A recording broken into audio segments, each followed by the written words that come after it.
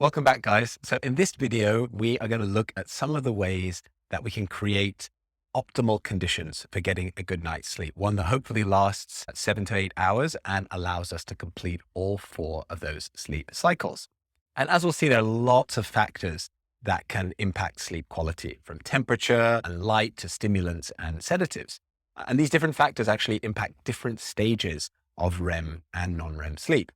There's some really straightforward steps that you can take, starting today to improve sleep quality, and which in turn is going to boost your immune system, your energy, your mental health, all of that good stuff that we saw in the previous videos, which will support you in managing the impacts of lower back pain in your waking life. And there's also a poster that is linked below. You can print out, stick it up, maybe next to your foundational attitudes of mindfulness poster from week 2 to help remind you of these, how to create these conditions for getting a good night's sleep. So let's take a look at them. The first here is that consistency is key. So if you look at the experts, of the people that are studying and researching sleep, the first piece of advice that they give, and if you only manage to do one thing to improve your sleep hygiene, it's to be consistent with your sleeping and especially your waking time. And clearly sleeping time is not always in our control. We may have social or work commitments to attend to. You might have children in the house that you need to get squared away. But generally speaking, with the exception of, having a very young infant in the house, waking time is something that we can influence, we can control. And if you do have young kids, then you can always set your alarm to wake up before they do, which puts your power back in their hands. I mean, our kids are very early risers. They're up usually by 6 o'clock. So we've had to really adjust the waking time before then if we want to keep it consistent.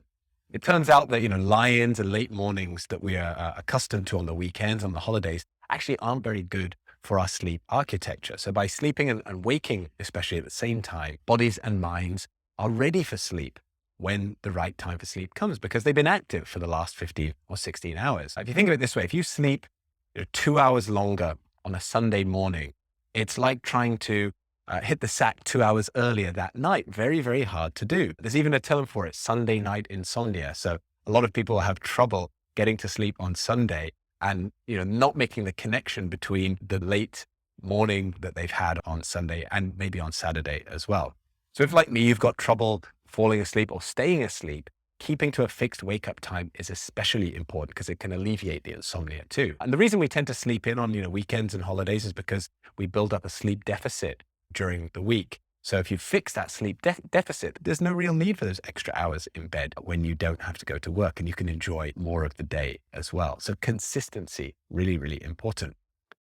Next one's really interesting. And the advice here is even a bit kind of counterintuitive, or not what you'd expect. Keeping cool and snoozing on. So when our bodies are preparing for sleep, our core temperature actually drops, and it continues to drop, continues to lower during the night as well. It's quite a significant drop of 1 to 2 degrees Celsius. And that actually coincides with the release of the sleep hormone, melatonin. And the reason I've got this beautiful image of, Southern African bushmen under the stars is because our circadian rhythm evolved not only to be sensitive to light, but also to temperature.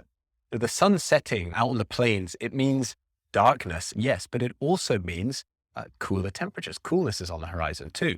So one way that you can create the right conditions for sleep, especially during the summer, or if you live in a tropical country like we do at the moment, where it's 30 degrees Celsius day in, day out, is cool your bedroom down to the optimal temperature prior to bedtime. That optimal temperature is around 18 degrees C or 64 Fahrenheit. So if you do that in the period of time before bedtime, you are creating the right conditions. We've been in Malaysia for the last few years. We're close to the equator.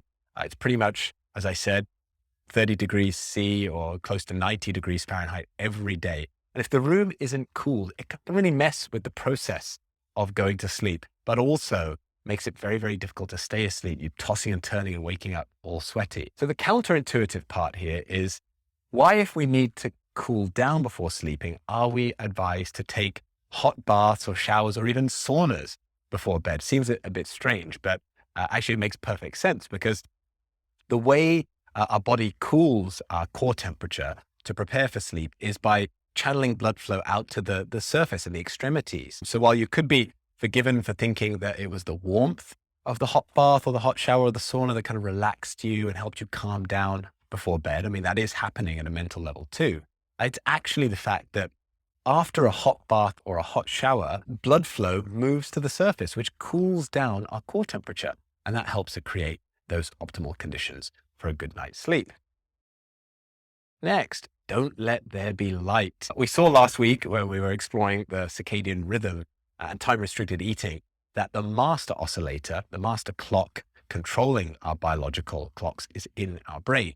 And it's set and reset by signals sent from light receptors in the eye.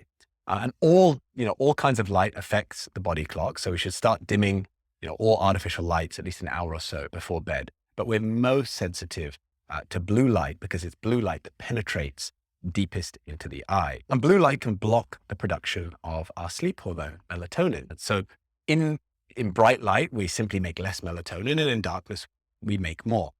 So you've got a lot of blue light emitters around you. Most of us do in our modern lives here. Sources of blue light that would be around us in the evenings at home would be things like TV, devices, tablets, phones, etc., laptops, fluorescent light bulbs, and LED light bulbs as well. And all of these will block melatonin production, and they also disrupt our REM sleep. So even if we manage to get the required 8 hours sleep, we might wake up feeling like we haven't had a proper rest. So if you don't have blackout curtains at home, I would consider making the switch to blackout curtains, at least for the bedroom. But don't forget to open them first thing in the morning so that you can get your, that shot of blue light that you actually need to reduce the melatonin production and help you feel more energized and awake. But, dim any blue light emitting electronics or bulbs at least an hour or two before bedtime. Okay, sedation is not sleep. So far, so good. But the next two tips aren't going to win me many fans because we're talking about alcohol and also caffeine. It's worth mentioning right up front that you don't have to quit either one of those two things, but I am encouraging you to moderate consumption, as well as if you are going to consume them, consume them at the right times. So you often hear people say, and you may have said it yourself, something to the effect of, a drink or 2 drinks in the evening helps me fall asleep. That may be true because alcohol is a sedative, but sedation and sleep are not the same thing. Sedation slows your brain activity down, regardless of what time of day or night it occurs, whereas natural sleep is determined only by our circadian rhythm.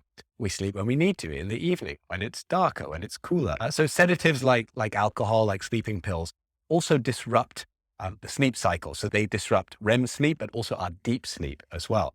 So just like with watching screens before bed, even if you get 7 or 8 hours sleep after having sleeping pills or alcohol, you may well wake up. Chances are you'll wake up feeling like you haven't had a proper rest. There's a guy called Matthew Walker who will link some of his stuff in the community group, a really fascinating guy, one of the leaders in sleep science and research into this area. And he's also written a very good book called Why We Sleep. He's one of my go-tos for sleep science, along with Dr. Panda. He points out that there's been reviews of 65 drug placebo studies, right? And these reviews of 65 different studies concluded that sleeping pills don't increase quality of sleep any more than a placebo, than a sugar pill in the trials. So add to that the fact that they're associated with some really negative health outcomes and higher risk of cancer and things like that. It's clear that sleeping pills should be avoided. And we'll include some clips to Walker's book and podcasts and stuff so you can check out more of him if you are interested. But key takeaway from this slide is do not drink alcohol too close to bedtime. If you do, you need to take plenty of water alongside it. Ideally, 2 hours before bed, there's no alcohol consumption, and avoid sedative-based sleeping pills altogether. Just because they don't work, you're wasting your money. Caffeine. Okay, keep caffeine to the AM, please. So stimulants like caffeine, like nicotine, and even too much sugar can make it harder to fall asleep. They can make your sleeping time shorter, and it can also impact the quality of your sleep too. Okay, coffee. So I talk about this one in the leadership programs that I facilitate when we talk about, personal energy, how to boost and maintain personal energy. And I can feel the resistance in the room or through the screen when I'm doing virtual programs because people love their coffee. And I get it, right? Caffeine is a drug. After all, I used to love my coffee. I used to work in the hospitality industry and used to have access to some very yummy coffees. And we'd probably have, 4, 5, 6 coffees a day. And I did that for many years. And the last one of those coffees would usually be in the kind of mid to late afternoon. But on this quest to live a healthier life so the back pain would be easier to manage, I discovered that caffeine has a half-life of up to 9 hours. So that means if you have a cup of coffee at, let's say, 2 p.m., at 11 p.m. that night, half the caffeine that was in that cup of coffee is still circulating in your bloodstream, it's still in your body. Having an espresso after dinner at 8 p.m. or 9 p.m. means that half of that shot's worth of caffeine is still there at 5 a.m., or 6 a.m. the next morning. So this has really serious implications for sleep quality because caffeine has been shown to limit deep sleep in the NREM3 stage. So if you recall, that's when we repair our muscle, our tissue, our bone, when we strengthen our immune system and provide energy to our brains. You don't want to be disrupting that stage of your sleep. So enjoy your caffeine by all means, but try to keep the last coffee to around noontime if you can. It's really, really important. A lot of people say, I don't have trouble sleeping after coffee. I can have an evening espresso and then go to sleep. And that's fine, right? But then you get this phenomenon of waking up after 7, 8, or even 9 hours sleep, and you feel like you can't function until you've had your morning coffee. Well, guess what's making you feel like you can't function and feel groggy in the morning? It's the coffee from the previous day. So the cycle continues. So break the cycle for just a week, and you're likely to notice a huge difference in sleep quality and morning energy levels as well. Keep your coffees to the AM for a week and see what happens. Training the brain. So just as with mindfulness practice, which helps us train the mind, we can also train our brains to associate beds and bedrooms with sleep. And we can do that by limiting the activities and the time that we spend in the bedroom to sleeping, right? Only use it for sleep, nighttime reading if you have that habit, of course, without fluorescent or LED bulbs. And maybe there's just one other activity that you can limit to the bedroom as well, which is crucial for sustaining human life on Earth. Wink, wink, nudge, nudge. In all seriousness, right? If we spend too much time during the day or even in the evening in our bedroom when we're not sleeping, we get into the habit, very bad habit of working in bed, talking about work in bed, reading about work in bed, sending emails in bed. The brain is not going to make that connection between bed, bedroom, and sleep as strongly. So if we have trouble sleeping and if we spend countless hours kind of tossing and turning in the middle of the night, like I do sometimes, then we're also making the wrong association of being awake in bed. So the advice from the experts here is, first, of course, try to calm the mind, put mindfulness practice to good use if you do wake up in the night. But if it doesn't work after a few minutes, get up slowly, quietly, gently, go to another room, have lights on very low, read a boring book, read something that is not that interesting, and do so until you feel the urge to sleep returning. And I've heard a few of the experts say that you should allow yourself to nod off or almost nod off a couple of times. And then on the third occasion, you slowly return to bed and you should be good to fall back asleep. And I've tried this and it really does work. So give it a go if you need to. Training the brain for sleep is really important too. Active days equal restless nights. First of all, she's power walking, not running. I would never tease you with a running image because I know that high impact activities are really tough for those of us struggling with lower back pain. Now, of course, better sleep hygiene and the right quality and quantity of sleep is going to help us have the energy and the motivation to be active during the day. And the research has shown a significant trend towards increasingly better sleep with increasing levels of physical activity. And likewise, the other way around, physical activity during the day helps us to burn energy and feel tired at the right time, tired in the evening when we should do, and that's going to lead to better sleep as well. The fancy word for this is that there's a bi-directional relationship between sleep and physical activity. They both influence one another, just like sleep and pain. One thing to watch out for though, especially because many of us these days tend to exercise in the evening because we're too busy during the day, is leave enough time between exercise and sleep, ideally 2 to 3 hours gap. And that's because the core body temperature is going to remain a bit higher in the hours after physical activity, exercise, and that's due to an increase in metabolic rate. And as we saw earlier, the core temperature actually needs to drop during the period that our bodies prepare for sleep and then while we're asleep as well. So there you have it, 7 very solid, very science-based tips for creating the best possible conditions for sleep. Some are more challenging than others to implement, but I know from my own experience that all are achievable. And they really do improve sleep quality and quantity. And you can see the the benefits of them immediately. Test it out. Maybe you choose 1 or 2 or 3 if all 7 seems a bit overwhelming, and start to implement those. You can print out the poster below to help as a visual reminder. When we do improve quality and quantity of sleep, it has such a profound effect on not just managing pain, but also operating at your best, at your highest level, whether that's in work, relationships, at home. It really can have a huge impact on your life.